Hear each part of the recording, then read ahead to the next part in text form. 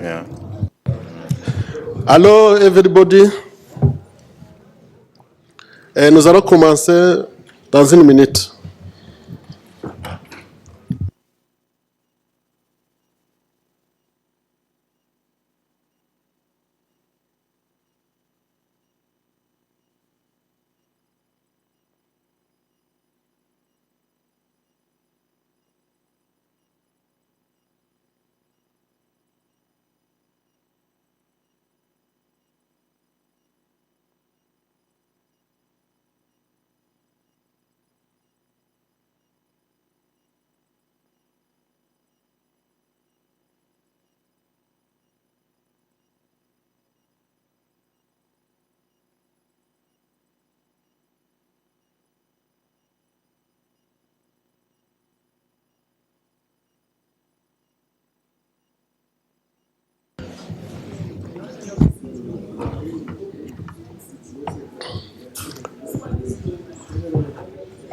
Bonjour tout le monde.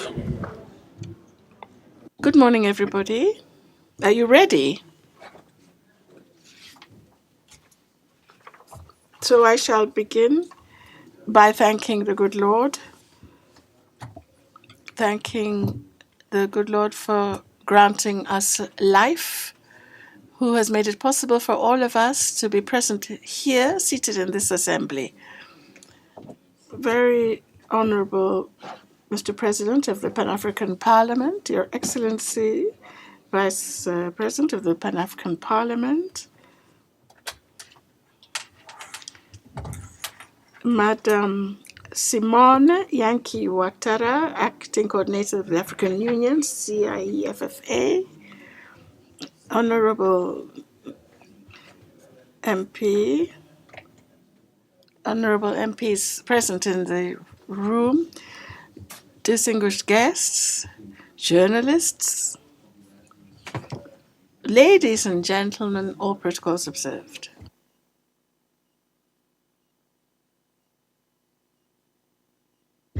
You can see from the draft work program that was communicated to us that it is my honor today to serve as the moderator for this first session. During this session, we shall be discussing a very important theme.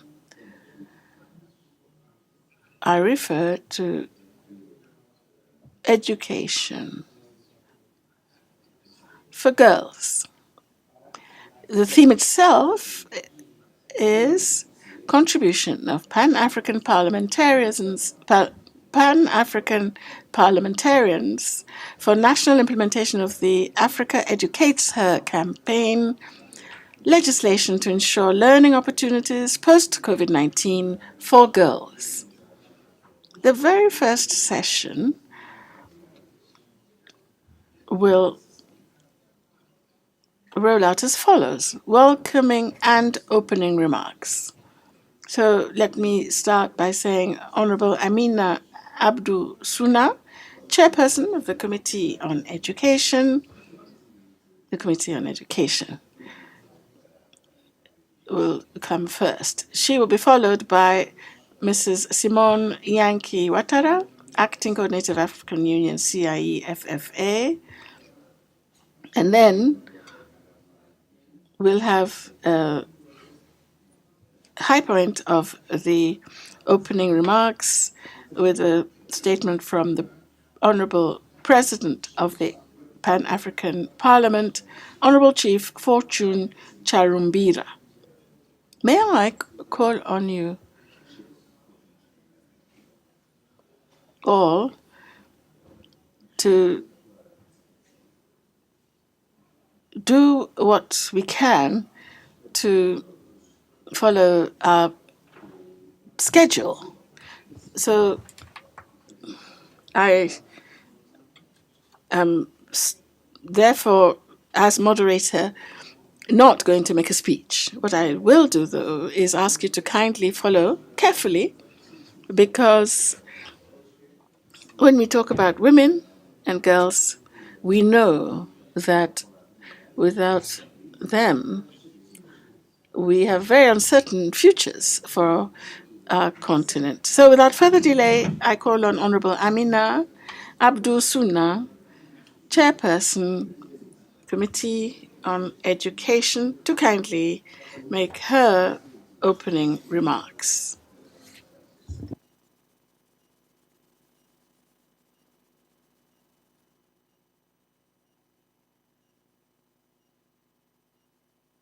Merci, honorable Honorable Moderator, I'd like to thank you. Your Excellency, Honorable Chief Fortune Charumbira, President of the Pan-African Parliament, Your Excellency, Second Vice President of the Pan-African Parliament, Madam Simone Yankee Watera, Acting Coordination of African Union, Education for Girls and Women of the African Union, distinguished members of the Pan-African Parliament, ladies and gentlemen. Allow me to begin by expressing our sincere gratitude and our appreciation to all of you who have come today to participate in this very important workshop on the theme Contribution of Pan-African Parliamentarians for National Implementation of the Africa Educates Her campaign. Legislation to ensure this post-COVID-19 for girls. Allow me also to express my sincere appreciation to the International Center for the Education of Women and Girls in Africa, CIEFFA, and to the African Union, the Pan-African Parliamentary Secretariat that has worked tirelessly to ensure the convening of this meeting. This is a workshop that also fits within the framework of continued collaboration between the CIEFFA and the Pan-African Parliament, which has been ongoing since 2017. Before I go any further, allow me to say that education is a basic human right. Nobody should be deprived of education. Indeed, our young girls, all girls, should be able to have access to this right without any constraints. Your Excellencies, members of Parliament, ladies and gentlemen, we are delighted to note that today, as ambassadors of the peoples that we represent, we are in a position to meet in this forum with the objective of finding lasting solutions to the unfortunate situations confronting adorable young girls that have been particularly caused by the impact of COVID-19. Since this pandemic burst upon us, the world has had a very difficult situation, particularly with respect to the education systems for girls and women. It is really deplorable to learn that the pandemic affected almost 1.6 million learners in more than 190 countries. UNESCO is stating that 11 million additional girls throughout the world are unable to go to school as a direct result of this pandemic, eliminating efforts of decades to do away with the deep-rooted inequities based on gender. This workshop, amongst other things, is to provide the Pan-African Parliament with a platform to come up with innovative reforms.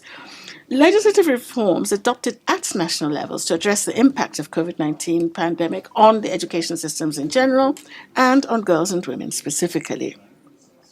What is more, CIEFF will make a presentation for the benefit of Pan-African parliamentarians on the Africa Educates Her campaign so that they have a good understanding of the Dakar Declaration and all that is associated with the loss of learning opportunities. Your distinguished honourable members of Parliament, at the end of this workshop, it is my hope that members of the Pan-African Parliament will reaffirm their commitment to adopt necessary legal and policy measures to ensure the implementation of the Dakar Declaration. Because, as the saying goes, Africa's solutions will come from within Africa. Your Excellencies, members of the Parliament, of the Pan-African Parliament, in conclusion, allow me yet again to express my thanks to all present here and to wish you all very successful deliberations. Thank you very much for your kind attention.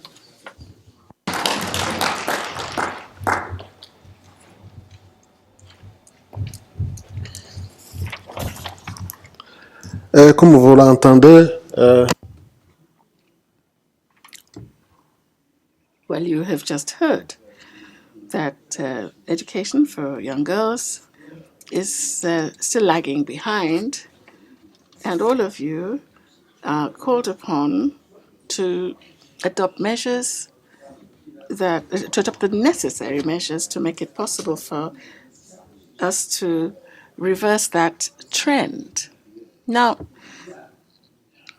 we have heard about the impact of COVID-19, and the CIEFFA launched a campaign in 2020 to mobilize the parties to adopt measures, take action to protect girls and young women's rights to education, and to ensure that all girls continue learning and return to school during and after COVID-19. It is for that reason that it is an honor for us today, thanks to the African Union International Center for Girls and Women's Education in Africa, the AU-CIEFFA, thanks to their efforts in collaboration with our Parliament, to organize this workshop so that we can try and look at what we can do. So it is an honor for us to invite the coordinator, Mrs. Simone Yankee Ouattara,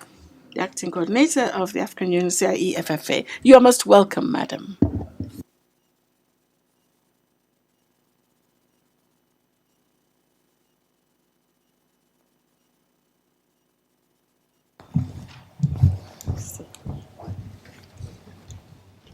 His Excellency Honorable Chief Fortune Sharumbura, President of the Pan-African Parliament,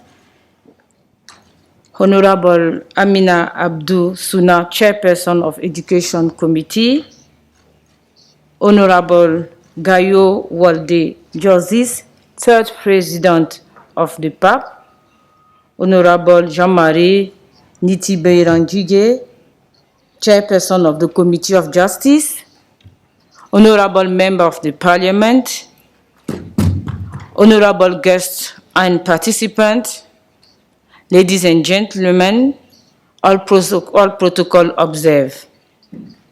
Good morning, everyone. Bonjour à tous. Good morning to all. Welcome you to this meeting, and I would like to wish and extend the warm greeting from His Excellency Professor Mohamed Bel Ochin, Commissioner in charge of Education, Science, Technology, Innovation of the African Union Commission.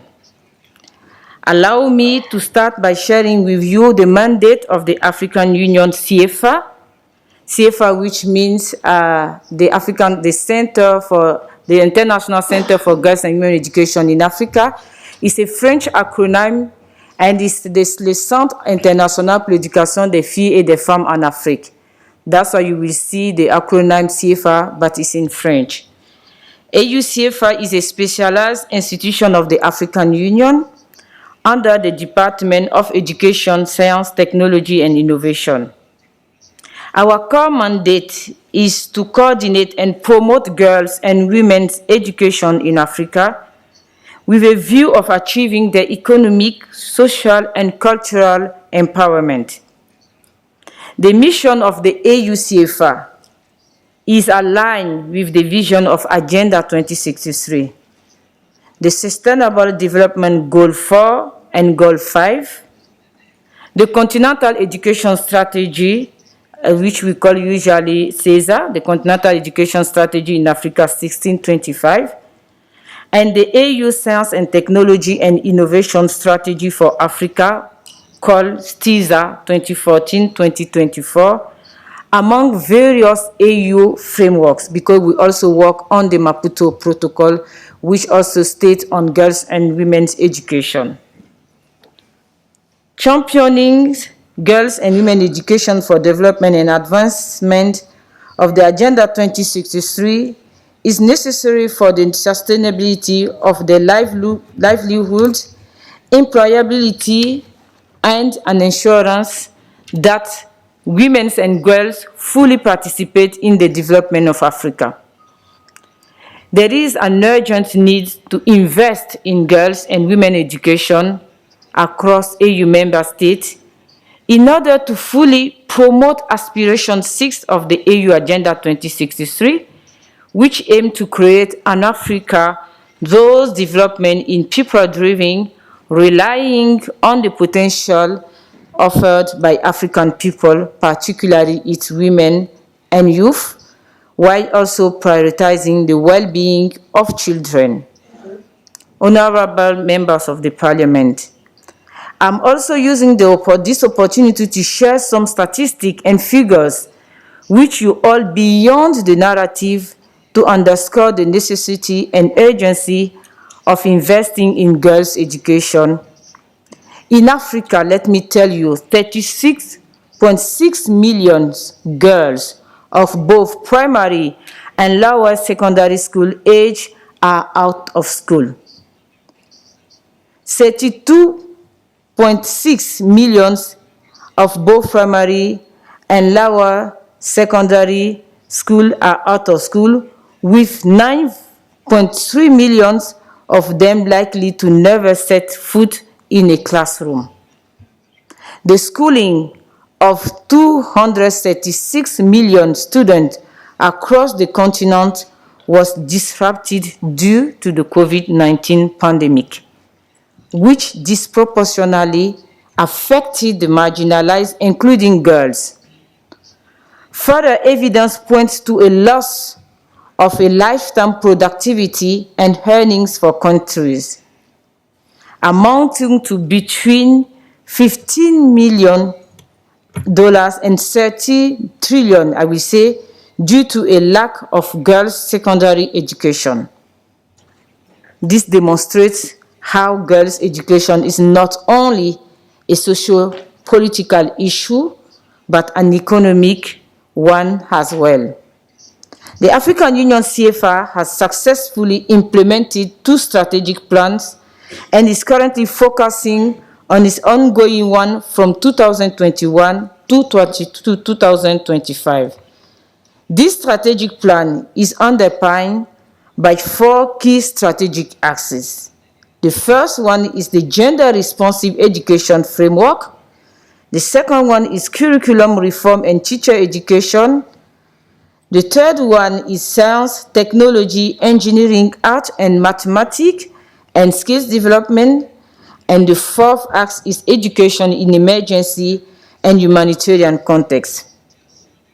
We further have flagship programs in which we engage African Union member states and explore collaboration, effort, and strategic partnership with key stakeholders to champion girls' education.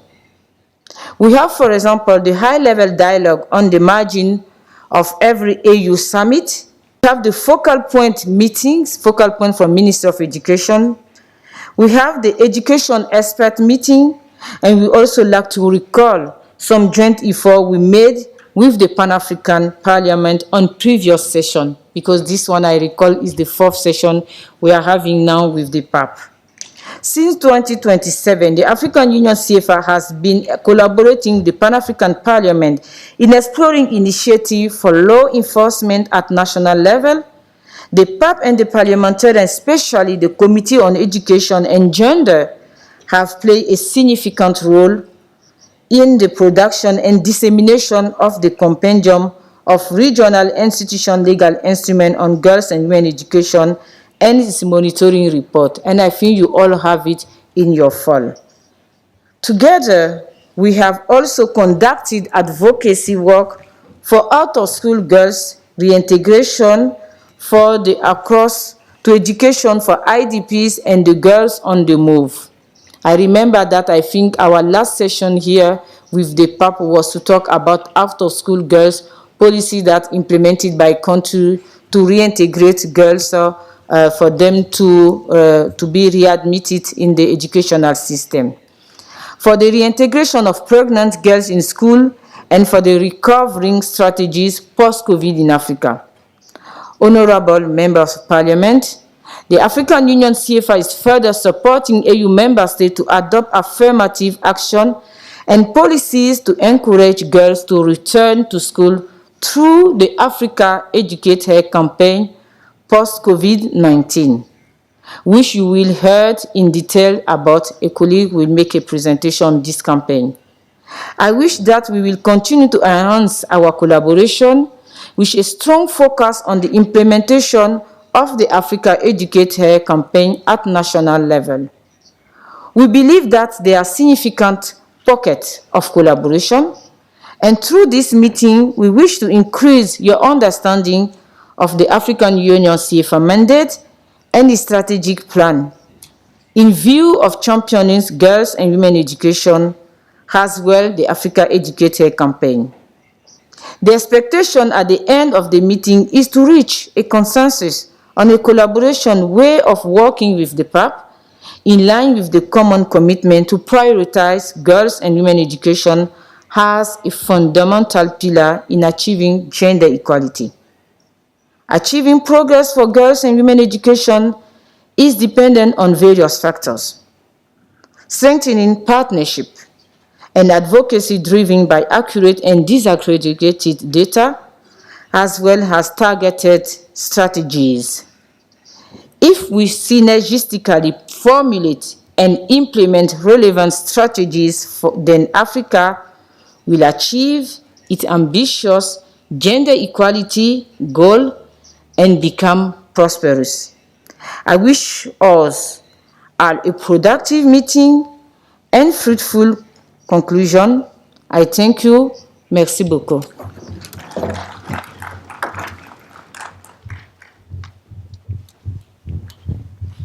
Nous vous remercions, nos assises. We too would like to thank you, Madame, for the presentation, for the opening remarks that were full of information and have successfully refreshed our memories. As you yourself said, quite rightly, this is not the first time that you're working with the Pan-African Parliament. In fact, it is the fourth time that you have been working along with our Pan-African Parliament.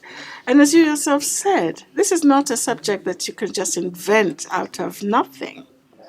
A strategy fits within a working framework. And you pointed, you told us about the conceptual framework, the Maputo Protocol that we all need to respect in our various countries. You also mentioned 4 or 5 key principles that needs to guide us when we come to girls' education. The ball remains in our court.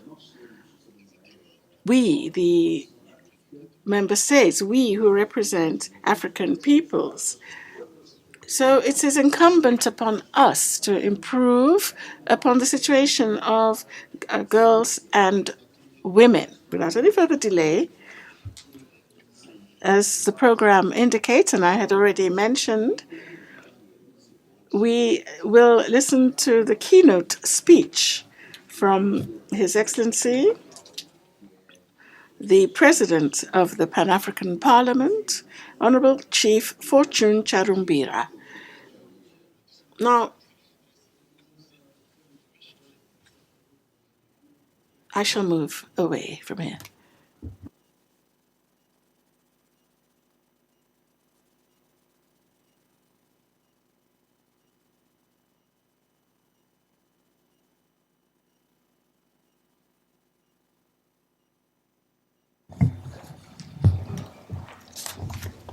Merci. Merci, the program. Thank you, Program Director. May I recognize the President of Pan-African Parliament, Honorable Ashbe Gayo. May I recognize the 4th Vice President, Honorable Francois Ango Ndotome, the Chairperson of the Committee on Education, Science, Technology and Innovation, Honorable Amina Ado Souma, our members of Pan-African Parliament, or the MPs, and I want to salute you. If I were in the army barracks, I would actually do this to say I salute you that you are here this morning. You are true parliamentarians committed to serving the nation. Some may not be in this room for very good reasons. Some have traveled, we know where they are. Of course, some we don't know. That's why I salute all of you present this morning, our members of parliament. I recognize the acting coordinator of the African Union International Center for Girls and Women's Education in Africa, Mrs. Simone Yankee Otara. I recognize the distinguished invited guests in this room, ladies and gentlemen, comrades and friends. It's on behalf of Pan-African Parliament, I want to say we are really grateful to the Union, to the African Union, African Union International Center for Girls and Women's Education in Africa, CIEFFA, and our committee at PAP, the Committee on Education, Science, Technology and Innovation, for organizing this workshop. This workshop is to discuss and put renewed impetus to energize the issue of education of women and girls. That is the purpose why we are gathered this morning, to renew the impetus, to discuss issues around the education of women and girls. That's why we are gathered this morning. The other 2 days, we were looking at the trade. Today, we are looking at education. That's within the mandate of Pan-African Parliament. Now, before I go very far to say why education is important, may I remind you of our late icon, President of the Republic of South Africa, Nelson Rolihlahla Mandela, who said, and I quote, "Education is the great engine of personal development. It is through education that the daughter of a peasant can become a doctor. It is through education that the son of a mine worker can become the head of that mine. And it is through education that a child of a farm worker can become the president of a great nation. So, it is what we make out of what we have, not what we are given, that separates a person from another." End of quote. That is President Nelson Mandela. So President Nelson Mandela's words demonstrate that education is very important in the advancement of any society or persons. It is even more crucial in lifting the marginalized in their society, like women and girls. You are all aware, honorable members, our experts, the Bureau, that socialism may have said some things that were seen by capitalism as a bit weak, but socialism had, Karl Marx and others had very good lessons for humanity. The issue of class society, which that language has disappeared nowadays, but they used to talk of class or classless society, and marginalization. Education, if not well understood and well practiced, it is one vehicle for creation of a class society where some people have no access to education, others have. Those who have access to education advance even more and more. And those that have no education go backwards and backwards, and the gap becomes even wider. And for us as members of parliament, these are issues that we should always fight for. That education should close gaps rather than widen them. And I think Committee on Education, this is one of major assignments we should also give you. That as a parliament, we need to confront our member states as to whether their education systems are widening classes and marginalizing others, and only a few elite school. And I think these are some of the issues as parliamentarians we should confront. And education, fortunately, education, if given to everybody, gives confidence. When you're educated, you don't feel inferior. That confidence is very important for you to fit in society. Wherever you go, you feel that you're also a human being. And you can also fit there. And you can tell them, not just being told. So it also promotes gender equality. That even women do not feel inferior, because they can see that in class. You all know you went to school. There are many that you beat in class in terms when you wrote examinations. There are many who, some of them could not even pass any mathematics test. Some of you are even good, even better in science than men.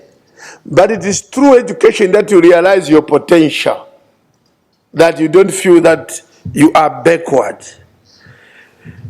Now, yes, it is a vehicle for empowerment for girls and women. We empower. This is another issue that we should not just use words like empowerment. What do we mean by empowering? We need empowering, first of all, means that we give equal opportunities. We empower through education. When they are educated, they are also given equal opportunities. In PAP, in the Pan-African Parliament, you have always to take an audit of how many females or women are chairpersons of this and that. Fortunately, this committee that has mobilized us to be here today, as you saw, is the head, the chairperson is a woman. So when we now preach, is a woman, and she can stand up again. Stand up again. I want them to see you again. Stand up there. She's the chair. She's the chair. Yes. Thank you. Thank you. Sit down. The chair of the Committee on Education, Science, Technology, and Amina Souma. So here is PAP. We have done very well. We have scored some good marks here. That it is by giving opportunities, educate and then give the opportunities. Not just educate and then you don't give them opportunities. That you empower. And so empowerment is about opportunity, it's about knowing opportunities and doing. They also have to be empowering, is to let them do, not just educate and then talk about empowerment. So here we are doing well, whether they are girls or women. And the World Bank says that when girls have access to education, they are more likely to become leaders in their communities, that they can start their own businesses and can make the decisions about their health and their well-being. Now, even in Africa, we do have proverbs that speak to that. And I quote this proverb from Africa, which says, if you educate a man, you educate an individual. But if you educate a woman, you educate a nation. Close quote. Yeah, women, can you clap at least? This is for you. This is for you. That when you educate a man, you are educating an individual. But if you do so educate a woman, you educate a nation. This is very true. So as parliamentarians, as Pan-African Parliament, a continental parliament, we are very, very pleased that we are here this morning participating in the advancement of the Africa educates here. We are very, very happy. We are very, very happy, those from the African Union and our own committee. We are very happy that we have brought this matter to this chamber to at least debate, discuss, and as members of parliament, as we debate, we discuss, we need now to discern, we need to see certain issues that are necessary for some legal reform, that are necessary for some policy measures to ensure that we implement what is called the Dakar Declaration. And the Dakar Declaration is an instrument which was adopted by African ministers of education in June 2022 in Dakar. The declaration is calling on AU member states, the states that you as members of parliament represent. And that declaration is saying member states should domesticate the Africa Educate Her campaign. There is a campaign which I believe during the discussions, this campaign will be unpacked. People are saying, what's this campaign about? And our duty is to take the message to our national parliaments, ensure that we have the proper policy framework to implement and undertake this campaign, and even the legal frameworks. As you are aware, we had moved a bit advanced in terms of women and girl education. But when COVID struck, COVID disrupted and undermined some of the advancements because schools were closed down. And even the capacity of parents or guardians now to fund their children for education, the resources became limited. So we started going back again to saying, okay, in view of limited resources, the girl child, you end at O level, A level, let the male one continue into university. So it is therefore imperative that after COVID, we gather in the manner that we have done this morning to say, look, can we reflect again about education in view of COVID, because of the constraints around the economic capacities to fund education. We may recede, go backwards, and start saying only a male children can go to school. So let's go back and say, no, that is not good. And that in our own homesteads, we bring back the girl child to only working within the house, which is bad.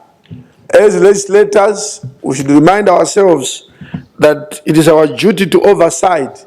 By oversighting that the Dakar Declaration, what have member states done? Have they moved forward? To what extent have they moved forward?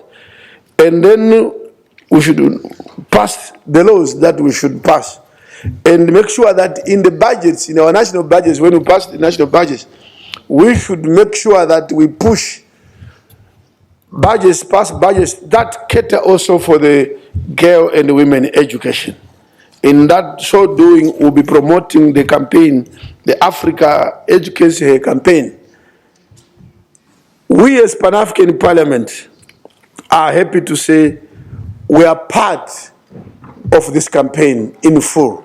We are part of this campaign, and our MPs, after this workshop, one of the take-homes that will share Amina, is that we prepare a 2-page package or 3 that will give each MP out of this workshop to take back home to their own national parliaments and introduce this same subject and say, please,